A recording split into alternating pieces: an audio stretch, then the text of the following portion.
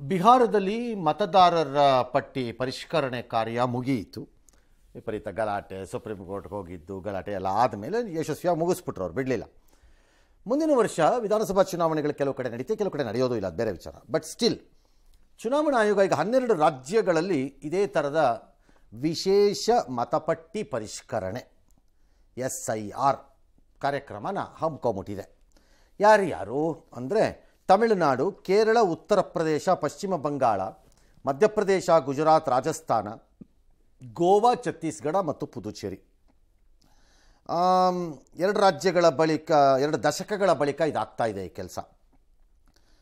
ಏನು ಮಾಡ್ತಾರೆ ಇದರಲ್ಲಿ ಅಂತಂದರೆ, ಇದು ನವೆಂಬರ್ 3ನೇ ತಾರೀಕಿಂದ ಆಗುತ್ತೆ. ನಮಗೆ ಬಂದಿಲ್ಲ, ಬರುತ್ತೆ ನಮಗೂ ಮುಂದೆ. ಇದು ಬೇಸಿಕಲಿ ಕೆಲವು ಮತದಾರರ ಹೆಸರುಗಳು 2 ಕಡೆ 3 ಕಡೆ ಕೂತಿರುತ್ತೆ, ಅದನ್ನು ತೆಗೆಯುವುದು. ಕೆಲವು ಇಲ್ಲಿರೋದೇ ಇಲ್ಲ, ವಿದೇಶಕ್ಕೆಲ್ಲ ಹೊಟ್ಟೋಗಿರ್ತಾರೆ, ಶಿಫ್ಟ್ ಆಗೋಗಿರ್ತಾರೆ, ಅದನ್ನು ತೆಗ್ಸೇ ಇರಲ್ಲ. ಮೇ ಬಿ ಅವ್ರು ಅಮೆರಿಕಾ ಸಿಟಿಸನ್ ಆಗಿ ಕೂತಿರ್ಬೋದು, ಗೊತ್ತಿಲ್ಲ, ನಾನು ಸುಮ್ಮನೆ ಹೇಳ್ತಾ ಇದ್ದೀನಿ. ಅದೆಲ್ಲ ತೆಗೆಯುವುದು. ಕೆಲವರು ಅಕ್ರಮವಾಗಿ ಬೇರೆ ದೇಶಗಳಿಂದ, ಲೈಕ್ ಬಾಂಗ್ಲಾದೇಶ ಅಥವಾ ಯಾವುದೋ ದೇಶ ಬಂದು ಇಲ್ಲಿ ಅಕ್ರಮವಾಗಿ ಕಾಗದಗಳನ್ನು ಮಾಡಿಸಿಕೊಂಡು ಮತದಾರರ ಪಟ್ಟಿಯೊಳಗೆ ಹೊಟ್ಟೋಗಿರ್ತಾರೆ. ನಾವು ವೋಟ್ ಹಾಕ್ತಾ ಇದ್ದೀವಿ ರೀ, ನಾವು ಸಿಟಿಸನ್. ಮೊನ್ನೆ ಬಾಂಗ್ಲಾದೇಶದಲ್ಲಿ ಒಂದು 16 ಜನನ ಇಲ್ಲಿಂದ ಅಲ್ಲಿ ಕಳಿಸಿದ್ರೆ, ಆ ಬಾಂಗ್ಲಾದೇಶದಲ್ಲಿ ಒಬ್ಬ ಕಚಡ ಇದ್ದಾನೆ, ಅವನು ಯಾವತ್ತು ಸಾಯ್ತಾನೆ ಅಂತ ಕಾಯ್ತಾ ಇದ್ದೀನಿ ಹಾಲು ಕುಡಿಯೋಕ್ಕೆ ನಾನು. ಅಲ್ಲಿ ಮುಖ್ಯಸ್ಥ ಅವನು ಆಫೀಸರ್ ಹೇಳ್ತಾನೆ, ಅವ್ರ ಕೈಲಿ ಆಧಾರ್ ಕಾರ್ಡ್ ಸಿಕ್ಕಿದೆ, ಹಂಗಾಗಿ ಅವರೆಲ್ಲ ಇಂಡಿಯನ್ಸ್ ಅಂತ. ಆಧಾರ್ ಕಾರ್ಡು ಪ್ರಜೆಯಾಗಿ ನಿಮಗೆ ಕೊಡುವ ಮಾನ್ಯತೆ ಕೊಡುವ ಗುರುತಿನ ಚೀಟಿ ಅಲ್ಲ. ಆಧಾರ್ ಕಾರ್ಡನ್ನ 5,000 ರೂಪಾಯಿ ಕೊಟ್ಟು ಹೇಸಿಗೆ ತಿನ್ನೋ ಅಧಿಕಾರಿಗಳಿಗೆ ಬಿಸಾಕಿದ್ರೆ, ನಾಯಿಗಳಿಗೆ ಎಸ್ತಂಗೆ ಅವು ಅದನ್ನು ತಿಂದುಬಿಟ್ಟು ಮಾಡಿಕೊಡತ್ವೆ. ಅವಕ್ಕೆ ದೇಶದ ಚಿಂತೆ ಇಲ್ಲ, ಅವಕ್ಕೆ ಹೇಸಿಗೆ ತಿಂದು ಹೆಂಡತಿಯನ್ನು ಸಾಕುವ ಚಿಂತೆ ಇಲ್ಲಿರುವವರು.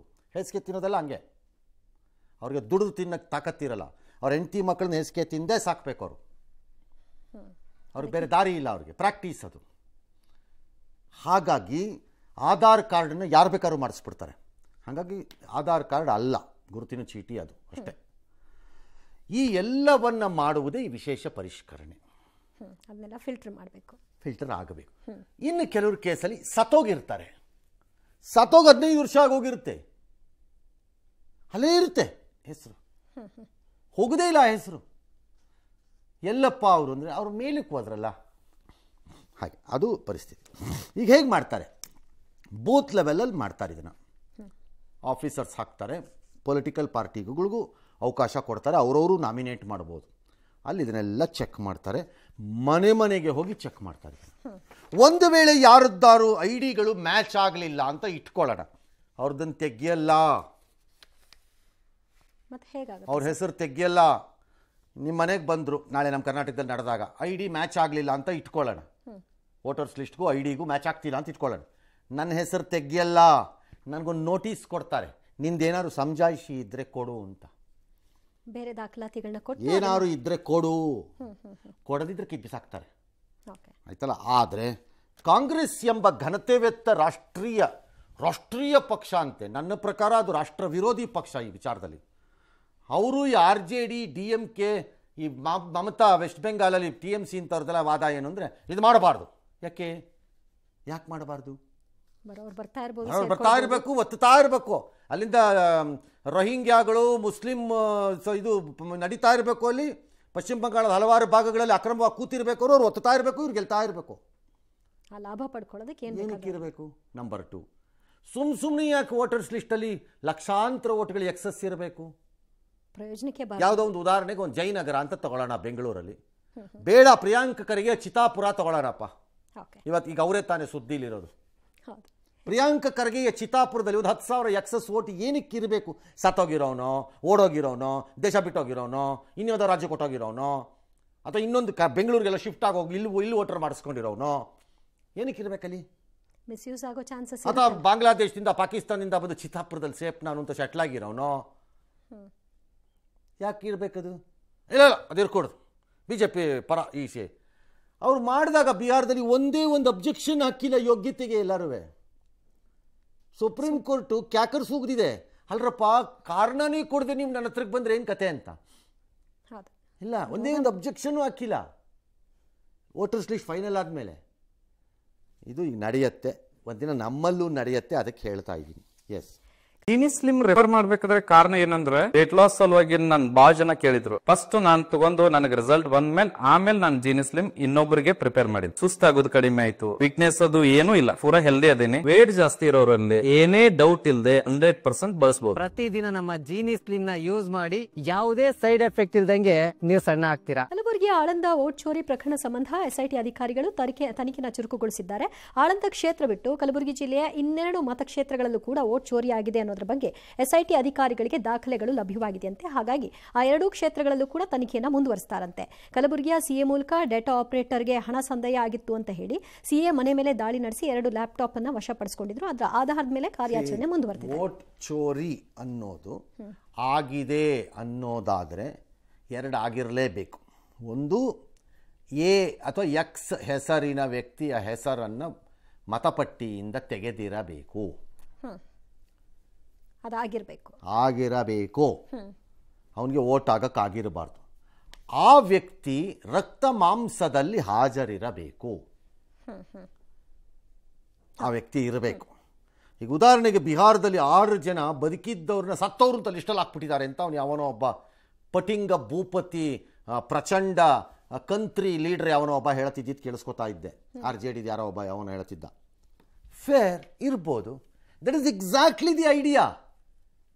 ಭಾರತದಲ್ಲಿ ಯಾವ ಲಿಸ್ಟನ್ನು ಒಂದೇ ಸರಿಗೆ ಮಾಡೋಕ್ಕೆ ಸಾಧ್ಯನೇ ಇಲ್ಲ ನಮ್ಮ ದೇಶದಲ್ಲಿ. ಅದೇ ಐಡಿಯಾ ಪದೇ ಪದೇ ಚೆಕ್ ಮಾಡುತ್ತಾ ರಿಪೇರಿ ಮಾಡುವುದು, ಅದಾಗಬೇಕದು. ಇಲ್ಲೂ ಅಷ್ಟೇ, ಚೋರಿ ಅಂದರೆ ಅದಾಗಿರಬೇಕು. ಇಲ್ಲಿ ಯತ್ನ ಅಂತಾನೆ ಹೇಳ್ತಾ ಇದ್ದಿದ್ದು ಆಳಂದದಲ್ಲಿ. ಇರಲಿ, ನೋಡೋಣ. ಈಗ ಅದಾಗಿರಬೇಕು. ಅದನ್ನ ಆಗಿದೆ ಅನ್ನುವ ವ್ಯಕ್ತಿ ನನಗೆ ಓಟ್ ಹಾಕಕ್ಕಾಗಲಿಲ್ಲ ಅಂತ ರಕ್ತ ಮಾಂಸದಲ್ಲಿ ಬರಬೇಕು. ಆಗ ಮಾತ್ರ ಅದು ಆಗ ನೆಕ್ಸ್ಟ್ ಹಂತ ಏನು ಅಂತ ನೋಡ್ಬೋದು. ಅಲ್ಲಿವರೆಗೂ ನಡೆಯೋದೆಲ್ಲ ಮಾಧ್ಯಮಗಳ ಕನ್ಸಂಪ್ಷನ್ ನಡೀತಿರೋ ಹಂಗಿದೆ. ನಡಿ, ಆಮೇಲೆ ನೋಡೋಣ, ಏನೋ ಒಂದು ಆಗ್ಬೋದು. ಆಗಿದ್ರೆ ಶಿಕ್ಷೆ ಆಗತ್ತೆ. ಆಂಧ್ರ ಪ್ರದೇಶಕ್ಕೆ ಮೊಂತ ಚಂಡಮಾರುತ ಅಪ್ಪಳಿಸತ್ತೆ. ಸುಮಾರು ಗಂಟೆಗೆ 110 ಕಿಲೋಮೀಟರ್ ವೇಗ ಅಂತಾರೆ, which means category 4, bordering on category 5, ಅಂದರೆ ಅಂಚಿಗೆ ಹೋಗುತ್ತೆ. ಕ್ಯಾಟಗರಿ 5 140, 150 ಲೆವೆಲ್ಸ್ಗೆ ಬಂದರೆ ಕ್ಯಾಟಗರಿ 5ಗೆ ಬಂದುಬಿಡುತ್ತೆ. ಬಟ್ 110, 90, 110, 100 ಕ್ಯಾಟಗರಿ 4 ಲೆವೆಲಲ್ಲಿ ಇರಬಹುದು. ಎಕ್ಸ್ಟ್ರೀಮ್ಲಿ ಡೇಂಜರಸ್ ಆ ಲೆವೆಲ್ಸಲ್ಲಿ. ಯಾಕೆಂದರೆ ಅದ್ರ ಜೊತೆಗೆ ಮಳೆ ಬರುತ್ತೆ. ಬರೀ ಗಾಳಿ ಅಷ್ಟೇ ಇರಲ್ಲ, ಮಳೆ ಬರುತ್ತೆ. ಮಳೆಯ ಪರಿಣಾಮ ಫ್ಲ್ಯಾಶ್ ಫ್ಲಡ್ ಆಗ್ಬೋದು, ಭೂಮಿ ಕುಸಿದ್ಬಿಡ್ಬೋದು, ಗುಡ್ಡಗಳು ಕುಸಿದ್ಕೊಂಡ್ಬಿಡ್ಬೋದು, ಏನು ಬೇಕಾದ್ರೂ ಆಗ್ಬೋದು. ಇದ್ದಕ್ಕಿದ್ದಂತೆ ಮಳೆ ಬಂದು ದಬ್ಬೆಂದು ಬೀಳುತ್ತೆ, ಡಂಪ್ ಆಗಿಬಿಡುತ್ತೆ ರೈನು. ನೋಡೋಣ ಏನಾಗುತ್ತೆ. 23 ಜಿಲ್ಲೆಯಲ್ಲಿ ರೆಡ್ ಅಲರ್ಟ್ ಹಾಕಿದ್ದಾರೆ. ಮಚಲಿಪಟ್ನಂ, ಯಾಕಂದರೆ ಇಂತಹದೇ ಇನ್ನೊಂದು, ನನಗೆ ಅದ್ರದ್ದು ಮರ್ತೋಯ್ತು ಹೆಸರು, ಟ್ರಿನಿಡಾಡ್ ಆ್ಯಂಡ್ ಜಮೈಕಾಲ್ ಬಂದಿದೆ. ಅದು ಕ್ಯಾಟಗರಿ 5ಅಲ್ಲಿದೆ. ಜಮೈಕಾಲ್ ಒಂದು ಹೆದರು ಹೋಗ್ಬಿಟ್ಟಿದ್ದಾರೆ ಅಲ್ಲಂತೂ ಜನ ಪಾಪ. ಏನೆಯೋ ಕರ್ನಾಟಕ, ಒಡಿಸ್ಸಾ, ತಮಿಳುನಾಡಲ್ಲಿ ಎಚ್ಚರಿಕೆ ಕೊಟ್ಟಿದ್ದಾರೆ. ನಮಗೆ ಒಂದು 3-4 ದಿನ ಭರ್ಜರಿ ಮಳೆ ಅಂತ ನಾನು ಕರೆಯಲ್ಲ, ಮಳೆ ಇರುತ್ತೆ. ಬಟ್ ವಿಪರೀತವಾದ ಮೋಡ ಕವಿದ ವಾತಾವರಣ, ಚಿಲ್ಲಿರುತ್ತೆ, ಒಂಥರ ಸಣ್ಣ ಕೊಂಚೇಳಿ ಇರುತ್ತೆ ಕರ್ನಾಟಕದಲ್ಲಿ ನಾನು ಹೇಳ್ತಿರೋದು. ಇನ್ನು ದಕ್ಷಿಣ ಕನ್ನಡ, ಉಡುಪಿ ಇಲ್ಲೆಲ್ಲ ಎಲ್ಲ ಕಡೆಯಲ್ಲಿ 2 ದಿನ ಎಲ್ಲೋ ಅಲರ್ಟ್ ಇದೆ. ಅಲ್ಲೂ ಎಲ್ಲ ಮಳೆ ಆಗ್ಬೋದು. ಮಳೆ ಆಗಲ್ಲ ಅಂತ ಯಾರು ಹೇಳ್ತಾ ಇಲ್ಲ, ಯಾಕಂದರೆ ಅದರ ತೀವ್ರತೆಯ ಮೇಲೆ ನಮಗೂ ಮಳೆಯ ತೀವ್ರತೆ ಡಿಸೈಡ್ ಆಗುತ್ತೆ. ಇಲ್ಲೂ ಗಾಳಿ ಸಹಿತ ಮಳೆ ಇರ್ಬೋದು ಅಂತ ಇರ್ಬೋದು, ಸ್ವಲ್ಪ ಗಾಳಿ ಇರ್ಬೋದು, ಆ ಪರಿಪ್ರಮಾಣದಲ್ಲಿ ಇರಲ್ಲ ಅಷ್ಟೇ. ಎಲ್ಲಿ ತಮಿಳುನಾಡು, ಒರಿಸ್ಸಾ ಮತ್ತು ಆಂಧ್ರದ ಗಡಿಗೆ ಬಂದಿರೋ ಅಷ್ಟು, ಅಲ್ಲಿಗೆ ಬಂದಿರೋಷ್ಟು ನಮಗಿರಲ್ಲ. ಇರುತ್ತೆ, ನಮಗೂ ಎಫೆಕ್ಟ್ ಇರುತ್ತೆ, ಇರಲ್ಲ ಅಂತಲ್ಲ. ಯಾಕಂದರೆ ಆ ಸ್ಪಿಯರಲ್ಲೇ ನಾವು ಇದ್ದೀವಿ, ಹಾಗಾಗಿ ನಮಗೂ ಇರುತ್ತೆ, ಆ ಪ್ರಮಾಣಕ್ಕಿರಲ್ಲ.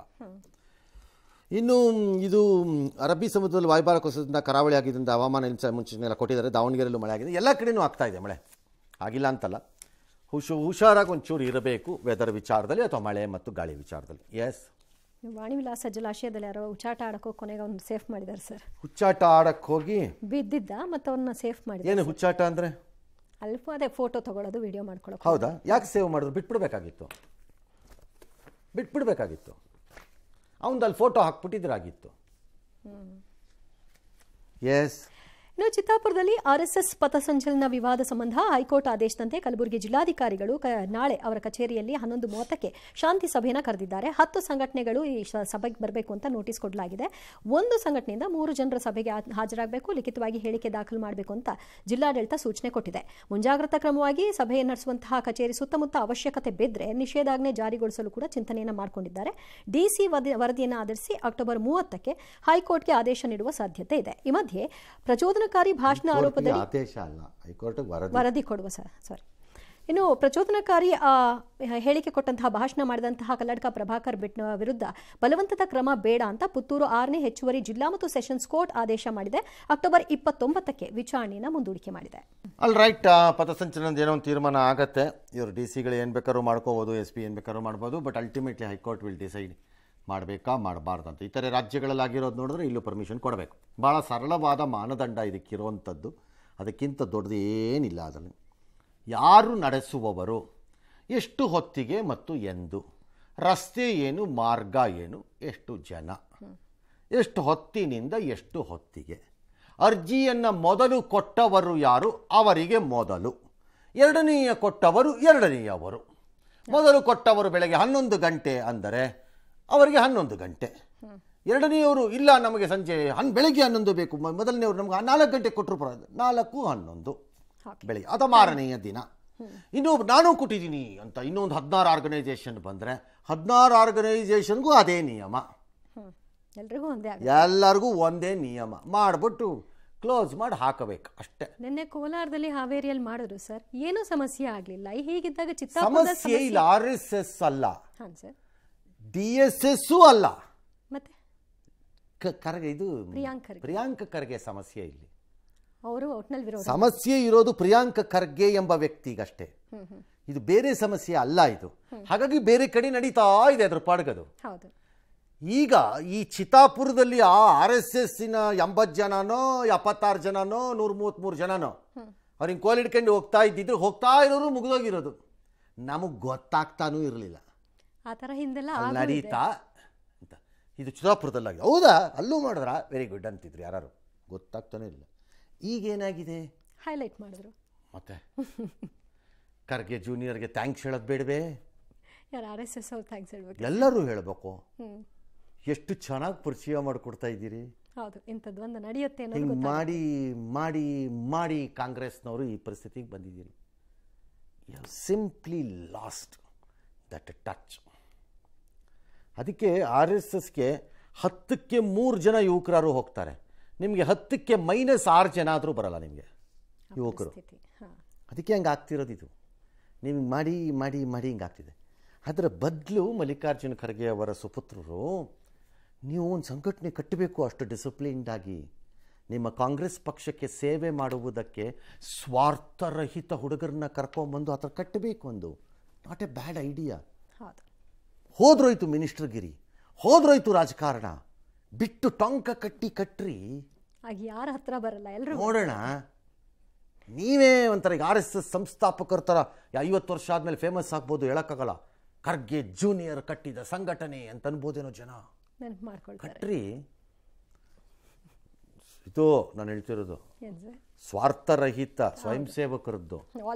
ಕಾಸು ಕೊಟ್ಟಲ್ಲ, ಪ್ಯಾಕೆಟ್ ಕೊಡೋದು ಕಾಸು ಕೊಡೋದಲ್ಲ, ಆ ಥರ ಮಾಡಬಾರ್ದು.